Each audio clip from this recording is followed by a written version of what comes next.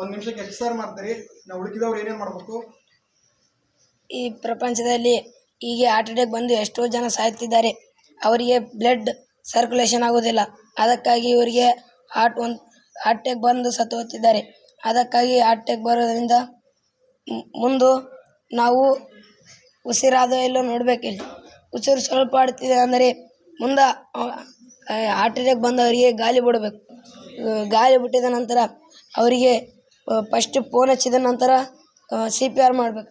CPR ಅಂದರೆ ಮುಂದೆ ಎದೆ ಮೇಲೆ ಈ ಕೈ ಇಟ್ಟು ಒಂದು ನಿಮಿಷಕ್ಕೆ 30 ಸಲ ಹೊತ್ತಿದರೆ ಬದುಕೋ 2 ಸಲ ಗಾಳಿ ಬಿಡಬೇಕು. ಬಾಯಿಂದ ಗಾಳಿ ಬಿಟ್ಟಿದರೆ ಬದುಕೋ ಚಾನ್ಸಸ್ ಇರುತ್ತೆ. ಅವಾಗ ಆಕ್ಸಿಜನ್ ಕೊಟ್ಟಿದಾಗ ಆತ ಬದುಕೋ ಚಾನ್ಸಸ್ ಇರುತ್ತೆ. ಬ್ಲಡ್ ಹಿಂಗೆ ನಾವು 30 ಸಲ ಏನು ಮಾಡ್ತೀವಲ್ಲ ಅವಾಗ ಅದು ಬ್ಲಡ್ ಸರ್ಕ್ಯುಲೇಷನ್ ಆಗುತ್ತದೆ. ಬ್ಲಡ್ ಸರ್ಕ್ಯುಲೇಷನ್ ಆಗಿದಾಗ ಬ್ಲಡ್ ಎಲ್ಲ ಬಾಡಿ ಪಾರ್ಟ್ಸ್ಗೆ ಹೋಗಿದಾಗ ಮನುಷ್ಯ ಬದುಕುತ್ತಾನೆ.